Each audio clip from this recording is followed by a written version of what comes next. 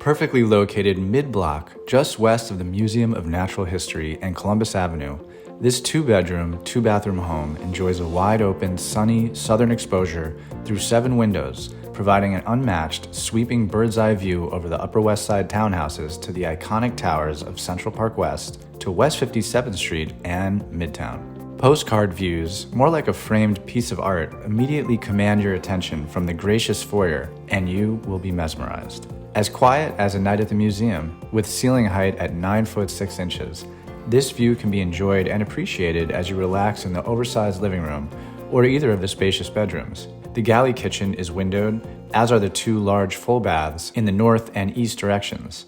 The Dorset is an attractive pre-war cooperative situated on a quiet, double-wide block featuring part-time door staff, live-in super, individual storage units, bike room, and central laundry area. The building's amenities include 2 huge outdoor spaces, a gorgeous, furnished roof deck with incredible views of the southern skyline and a back garden with play area and tables. Within 2 to 3 blocks of Central Park, Zabar's, and the 1BC subway lines and crosstown bus.